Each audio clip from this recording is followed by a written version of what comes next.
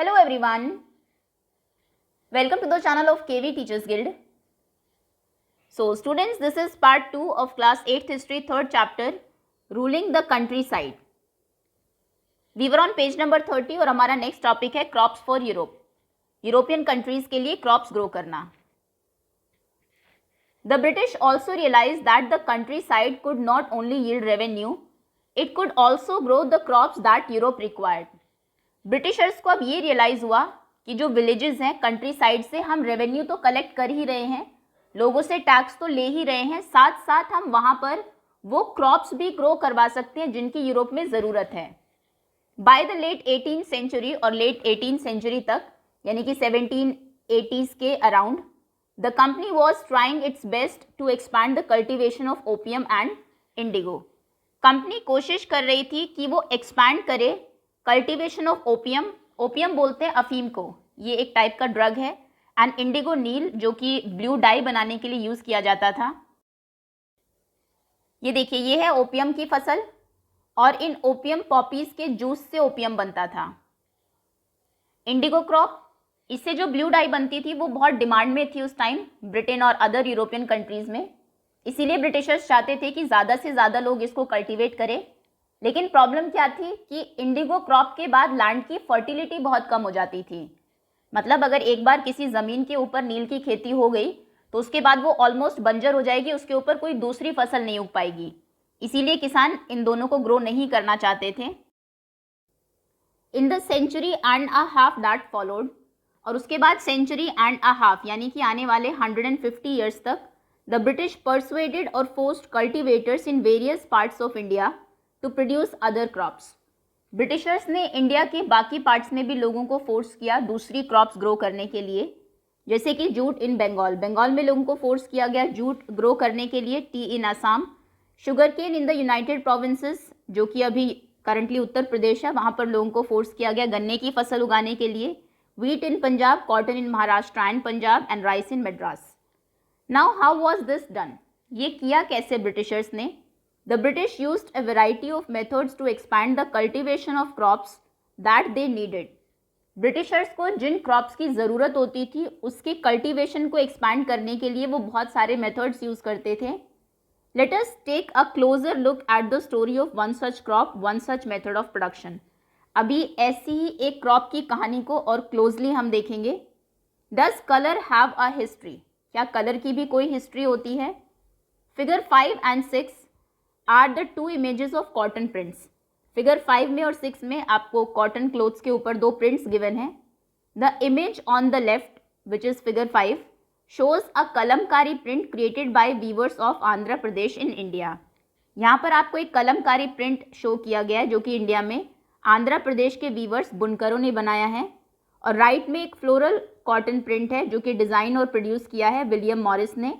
ये एक famous poet और आर्टिस्ट थे 19th सेंचुरी में ब्रिटेन के.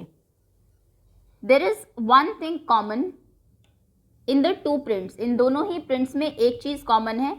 Both use a rich blue colour. दोनों में ही रिच गहरा ब्लू कलर यूज़ किया गया है. Commonly called indigos. Blue colour को इंडिगो कहा जाता था, नील. Do you know how this colour was produced? क्या आप जानते हैं ये कलर कैसे प्रोड्यूस किया जाता था, कैसे बनता था? The blue that you see in these prints was produced from a plant called indigo. इसमें जो ब्लू कलर आपको दिखाई दे रहा है वो एक प्लांट से बनता था, उस प्लांट का नाम था indigo. It is likely that the blue dye used in the Morris print in 19th century Britain was manufactured from indigo plants cultivated in India. और मॉरिस के प्रिंट में जो ब्लू डाई यूज़ की गई है, जो उसने ब्रिटेन में ये प्रिंट बनाया था, उसकी ब्लू डाई इंडिया में कल्टिवेटेड इंडिगो प्लांट से बनी है. उन प्लांट से बनी है जो हमारे यहाँ पर प्रोड्यूस किए गए थे. For India was the biggest supplier of Indigo in the world at that time. क्योंकि उस टाइम पर इंडिया वर्ल्ड में सबसे बड़ा सप्लायर था इंडिगो का. Now why the demand for Indian indigo? Indian indigo की इतनी डिमांड क्यों थी? The indigo plant grows primarily in the tropics. Tropics region हम बोलते हैं Tropic of Cancer and Tropic of Capricorn के बीच का जो रीजन होता है, ये आपने ज्योग्राफी में पढ़ा होगा. एक बार देख भी लेते हैं. ये देखिए, ये है ट्रॉपिकल जोन. और इंडिया को अगर आप देखेंगे इसका ज़्यादातर पार्ट ट्रॉपिकल जोन में ही है। वहीं ये है ब्रिटेन जो कि टेम्परेट जोन में भी सबसे ऊपर है, पोलर जोन के पास में। तो इंडिगो की डिमांड तो है यहाँ पर, लेकिन उसकी क्रॉप यहाँ पर ग्रो नहीं हो सकती क्योंकि वो होती है ट्रॉपिक्स में। तो ये लोग क्या करते थे, यहाँ पर फोर्सफुली लोगों से इंडिगो उगवाते थे और फिर उसको अपनी कंट्री में एक्सपोर्ट करते थे। By the 13th century, Indian indigo was being used by cloth manufacturers in Italy, France and Britain to dye clothes. So 13th century तक इटली, फ्रांस और ब्रिटेन के जो क्लोथ मैन्युफैक्चरर्स थे वो इंडियन इंडिगो को use कर रहे थे क्लोथ्स को डाई करने के लिए। However, only small amounts of Indian indigo reached the European markets. लेकिन यूरोपियन मार्केट्स में इंडियन इंडिगो बहुत कम अमाउंट में पहुंचता था, उसकी क्वांटिटी बहुत कम थी and its price was very high, और प्राइस भी बहुत हाई थे, वो बहुत महंगा भी था। European cloth manufacturers therefore had to depend on another plant, क्योंकि इतना कम आ रहा है और इतना महंगा है तो अभी यूरोप के जो क्लोथ मैन्युफैक्चरर्स हैं उन्हें किसी दूसरे प्लांट को ढूंढना होगा जिसका नाम था woad, to make violet and blue dyes. और ये वोड प्लांट यूज़ किया जाता था वॉयलेट और ब्लू डाई बनाने के लिए। Being a plant of temperate zones, ये टेम्परेट जोन्स का ही प्लांट था, और हमने देखा ऊपर कि ब्रिटेन और जो यूरोपियन कंट्रीज़ है वो टेम्परेट जोन में ही लाई करती है, तो यानी कि वहाँ पर इजीली इसको वो ग्रो कर सकते थे। What was more easily available in Europe, Europe में ये बहुत आसानी से मिल जाता था। It was grown in northern Italy, इसको नॉर्दर्न इटली में, सदर्न फ्रांस में और पार्ट ऑफ जर्मनी और ब्रिटेन में ग्रो किया जाता था। Worried by competition from indigo, अभी जो लोग वोड को उगा रहे थे उन्हें इंडिगो से कंपटीशन का डर था। Woad producers in Europe pressurise their governments, तो उन्होंने अपनी गवर्नमेंट पर प्रेशर बनाया to ban the import of indigo, की इम्पोर्ट जो है इंडिगो का इम्पोर्ट जो हो रहा है उसको बैन कर दीजिए। Cloth dyers however preferred indigo as a dye, लेकिन क्लोथ को जो डाई करने वाले थे वो इंडिगो को ज़्यादा पसंद करते थे as a dye. Indigo produced a rich blue colour, indigo से जो कलर आता था वो बहुत रिच, बहुत गहरा होता था। Whereas the dye from wood was pale and dull, और वोड की जो डाई थी वो बहुत ही फीकी, बहुत ही डल थी। By the 17th century तक European cloth producers persuaded their governments to relax the ban on indigo imports, जो वोड का प्लांटेशन कर रहे थे उन्होंने बैन करवाया इंडिगो के इम्पोर्ट को ताकि उनका कंपटीशन कम हो। लेकिन फिर क्लोथ प्रोड्यूसर्स ने फिर से गवर्नमेंट को फोर्स किया कि जो इंडिगो इम्पोर्ट के ऊपर बैन है उसको रिलैक्स कर दीजिए, उसमें थोड़ी ढील दे दीजिए। The French began cultivating indigo, अभी फ्रेंच ने भी इंडिगो को कल्टिवेट करना शुरू कर दिया in the Saint Domingue in the Caribbean islands, Caribbean islands में, सेंट डोमिंगियो में। पोर्चुगीज़ ने शुरू किया ब्राज़ील में, इंग्लिश ने जमाइका में and the Spanish in Venezuela. ये सभी जो प्लेसेस हैं सारे ट्रॉपिक्स के, ये एक बार मैप में भी देख लेते हैं।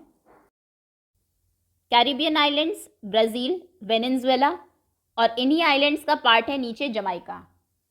सो जैसे इंडिया पर ब्रिटिशर्स रूल कर रहे थे ऐसे ही ये प्लेसेस डिफरेंट यूरोपियन कंट्रीज़ की कॉलोनीज़ थी। उन्होंने यहाँ पर इंडिगो प्लांटेशन शुरू किया क्योंकि ये Tropic of Cancer and Tropic of Capricorn के बीच में लाई करते हैं, ट्रॉपिकल रीजन में है, यानी कि आइडियल प्लेसेस थे इंडिगो की क्रॉप ग्रो करने के लिए, उसकी फसल उगाने के लिए। Indigo plantations also came up in many parts of north America. Map में अभी हमने वेनेजुएला और ब्राज़ील को देखा जो कि साउथ अमेरिका की कंट्रीज़ हैं, जहाँ पर यूरोपियंस इंडिगो की क्रॉप को ग्रो करवा रहे थे, और साथ ही साथ नॉर्थ अमेरिका के भी कई पार्ट्स में इस टाइम पर इंडिगो प्लांटेशंस सामने आए। प्लांटेशन हम किसको बोलते हैं, एक लार्ज फार्म होता है, एक बहुत बड़ा सा फार्म जिसको कि प्लांटर ऑपरेट करता है और एम्प्लॉय करता है, काम पर रखता है लेबर को forcefully. Plantations are associated with the production of coffee, sugar cane, tobacco, tea and cotton. इन क्रॉप्स का प्रोडक्शन किया जाता है प्लांटेशन के under. By the end of 18th century, 18th century के एंड यानी कि 1780 के बाद में, the demand for Indian indigo grew further, Indian indigo की डिमांड फिर से बहुत बढ़ जाती है। Britain began to industrialise, reason क्या था कि ब्रिटेन में इस टाइम पर इंडस्ट्रियलाइजेशन हो रहा था, and it's cotton production expanded dramatically, और कॉटन क्लोथ का प्रोडक्शन वहाँ पर बहुत ज़्यादा बढ़ जाता है, एक्सपैंड होता है, creating an enormous new demand for cloth dyes. अब अगर कपड़ा बन रहा है तो उसको कलर करने के लिए क्लोथ डाई चाहिए होगा, तो उसकी नई डिमांड क्रिएट होती है। While the demand for Indigo increased, जब ये इंडिगो की डिमांड इंक्रीज हो रही थी, it's existing supplies from the West Indies and America collapsed for a variety of reasons. कई कारणों की वजह से जो वेस्ट इंडीज़ से और अमेरिका से यहाँ पर सप्लाई हो रही थी इंडिगो की, वो बंद हो जाती है। रीज़न ये था कि अमेरिका और वेस्ट इंडीज़ में स्लेव्स को लाया जाता था, गुलामों को लाकर वहाँ पर उनसे नील की खेती करवाई जाती थी, और उस टाइम पर स्लेव्स रिवोल्ट कर देते हैं, फसलों को जला देते हैं। बहुत सारे रीजंस की वजह से सप्लाई एकदम बंद हो जाती है। Between 1783 and 1789 the production of Indigo in the world fail by half. और इन सालों के बीच में जो प्रोडक्शन था इंडिगो का, नील की जो खेती हो रही थी, वो एकदम से आधी हो जाती है। Cloth dyers in Britain now desperately looked for new source of Indigo supply. अब कपड़ा तो बन रहा है, क्लोथ प्रोडक्शन तो हो रहा है मशीन्स के थ्रू इंडस्ट्रीज में, तो जो डाई करने वाले थे ब्रिटेन में, अभी वो एक नए सोर्स की तलाश में थे जहाँ से उन्हें इंडिगो की सप्लाई हो। तो ये कहाँ से प्रोक्योर करेंगे, वो कहाँ से लेकर आएंगे? Now Britain turns to India, फिर से वो इंडिया की तरफ टर्न होते हैं। Faced with rising demand for indigo in Europe, Europe में जो डिमांड इंक्रीज हो रही थी, राइज हो रही थी इंडिगो की, the company in India look for ways to expand the area under indigo cultivation. So company अभी देखते हैं कि किस तरीके से वो इंडिगो कल्टिवेशन के अंडर जो एरिया है उसको एक्सपैंड कर सकती है और बढ़ा सकती है। From the last decades of 18th century, 18th century के लास्ट डिकेड्स यानी कि आखिरी 10-20 सालों में, indigo cultivation in Bengal expanded rapidly. बहुत तेज़ी से इंडिगो कल्टिवेशन एक्सपैंड होता है बंगाल में, and Bengal indigo came to dominate the world market. और बंगाल का जो इंडिगो है वो वर्ल्ड मार्केट को डोमिनेट करता है। इन 1788 only about 30% of the Indigo imported into Britain was from India. 1788 में ब्रिटेन में जो इंडिगो इम्पोर्ट किया जा रहा था उसका सिर्फ 30% इंडिया से जाता था। By 1810 the proportion had gone up to 95%, जो कि 1810 में बढ़ के 30% से 95% हो जाता है। एज द इंडिगो ट्रेड ग्रू, और जैसे जैसे इंडिगो का ये व्यापार ग्रो कर रहा था, commercial agents and officials of the company began investing in Indigo production. जो कुछ कमर्शियल एजेंट्स थे या कंपनी के ऑफिशियल्स थे, उन्होंने इंडिगो प्रोडक्शन में इन्वेस्ट करना शुरू कर दिया। Over the years many company officials left their job to look after their indigo business. कई सालों तक कंपनी के जो ऑफिशियल्स थे उन्होंने अपने इंडिगो बिजनेस को लुक आफ्टर करने की जॉब को छोड़ दिया था, attracted by the prospect of high profits. लेकिन जब उन्हें लगा कि इसमें बहुत हाई प्रॉफिट्स अभी होने वाला है, numerous Scotsman and Englishman, Scotsman Scottish, Scotland के जो लोग हैं उनको बोलते हैं, इंग्लिशमैन इंग्लैंड के। स्कॉटलैंड और इंग्लैंड दोनों ही ब्रिटेन की ही कंट्रीज़ है। 4 कंट्रीज़ है ब्रिटेन के अंदर, वेल्स, स्कॉटलैंड, इंग्लैंड और Ireland. So they came to India, Scotland से और इंग्लैंड से लोग इंडिया आते हैं, एंड बिकेम प्लांटर्स, और यहाँ पर आकर प्लांटर्स बन जाते हैं। Those who had no money to produce indigo, जिनके पास पैसा नहीं था इंडिगो प्रोड्यूस करने के लिए, उनको लोन मिलता था from the company and the banks that were coming up at the time. Banks और कंपनी उनको लोन देती थी इंडिगो प्लांटेशन के लिए। एक पिक्चर आपको यहाँ पर गिवन है। The slave revolt in Saint Domingue, August 1791, painting by January Suchodolski. ये पेंटर ने पेंटिंग बनाई है जो कि स्लेव रिवोल्ट को दिखा रही है, सेंट डोमिंग्यू में जो हुआ था अगस्त 1791 में। In the 18th century French planters produce indigo and sugar in the French colony of Saint Domingue in the Caribbean island. Caribbean island का में एक प्लेस है सेंट डोमिंग्यू, जो कि फ्रेंच की कॉलोनी थी। सो वहाँ पर वो फ्रेंच जो प्लांटर्स थे वो इंडिगो और शुगर प्रोड्यूस करवाते थे इन स्लेव्स से। The African slaves who worked on the plantations rose in rebellion in 1791. So Africa से स्लेव्स को, गुलामों को लाया जाता था यहाँ पर। 1791 में वो रेबेलियस हो जाते हैं, रिवोल्ट कर देते हैं, विद्रोह कर देते हैं इनके अगेंस्ट, बर्निंग द प्लांटेशंस, जो फार्म्स हैं उनको जला देते हैं, and killing there rich planters, और जो उनके बहुत अमीर प्लांटर्स थे उनको मार देते हैं। इन 1792 France abolished slavery in the French colonies. जितनी भी फ्रेंच कॉलोनीज थी जिन पर फ्रांस रूल कर रहा था, वहाँ पर 1792 में फ्रांस स्लेवरी को अबॉलिश कर देता है। ये जो गुलामी प्रथा थी, दास प्रथा थी, इसको बंद कर देता है। These events led to the collapse of indigo plantations on the Caribbean islands. और यही कुछ रीजंस थे जिनकी वजह से कैरेबियन आइलैंड से जो इंडिगो जा रहा था पहले यूरोपियन कंट्रीज़ को या ब्रिटेन को, वो बंद हो जाता है, कोलैप्स हो जाता है। Next is how was indigo cultivated. Indigo को कल्टिवेट कैसे किया जाता था? There were 2 main systems of indigo cultivation. Indigo cultivation के 2 मेन सिस्टम थे, nij and ryoti. Within the system of nij cultivation में क्या होता था, the planters produced indigo in lands that he directly controlled. जो प्लांटर्स हैं, जो लैंड है उनके डायरेक्ट कंट्रोल में होती थी। ही ईदर बॉट द लैंड, या तो वो लैंड को खरीद लेता था, या फिर रेंटेड इट फ्रॉम अदर जमींदार, या फिर दूसरे जमींदार से उसको रेंट पे ले लेता था। And produced indigo by directly employing hired labourers को हायर करता था और उनको काम पर लगाकर डायरेक्टली इंडिगो वो प्रोड्यूस करता था। The problem with nij cultivation, अब इस कल्टिवेशन में प्रॉब्लम क्या थी, the planters found it difficult to expand the area under nij cultivation. Nij cultivation में उनके जो लैंड थी उसको एक्सपैंड करना उनके लिए बड़ा मुश्किल हो रहा था। Indigo could be cultivated only on fertile lands, Indigo को कल्टिवेट करने के लिए लैंड जो है फर्टाइल होनी चाहिए।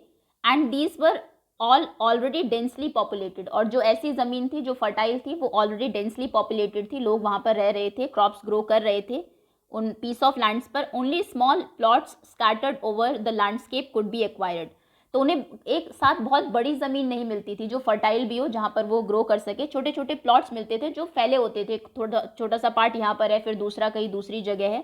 Planters need large areas in compact blocks to cultivate indigo in plantations. Plantations में जब आपको कल्टिवेट करना है इंडिगो को तो बहुत बड़ा लैंड का पार्ट चाहिए।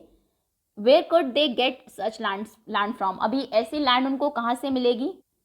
दे attempted to lease in the land around the indigo factory, indigo factory के आसपास जो लैंड होती थी उसको वो लीज पर लेने की कोशिश करते थे। जो पीजेंट्स हैं जिनकी वो लैंड है उनसे किराए पर ले ली, उनको पैसा देते रहे और वहाँ पर प्लांटेशन कर लिया। And evict the peasants from the area, और उस एरिया से जो पीजेंट है उसको हटा दिया, एविक्ट कर दिया। But this always led to conflict and tension, लेकिन ये हमेशा कॉन्फ्लिक्ट और टेंशन का एक रीज़न रहता था।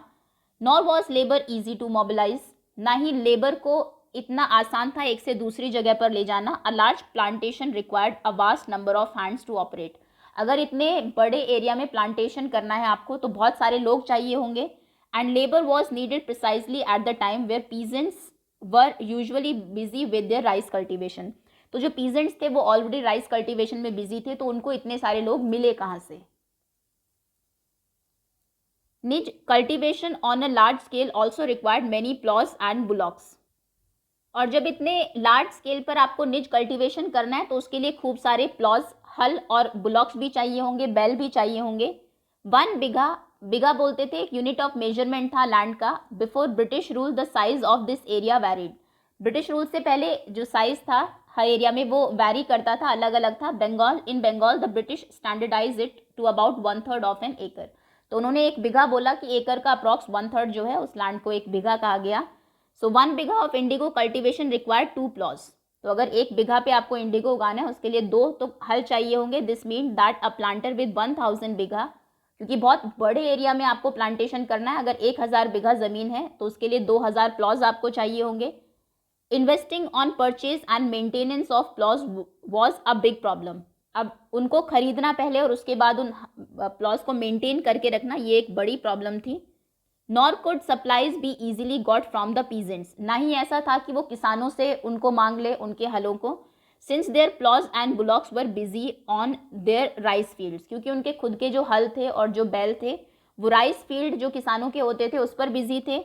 Again exactly at the same time the Indigo planters needed them, और उसी सेम टाइम पर जब वो अपने राइस प्लांटेशन में बिजी थे तभी इंडिगो प्लांटर्स को भी हलों की और बैलों की ज़रूरत थी, तो वो किसानों से भी नहीं ले सकते थे।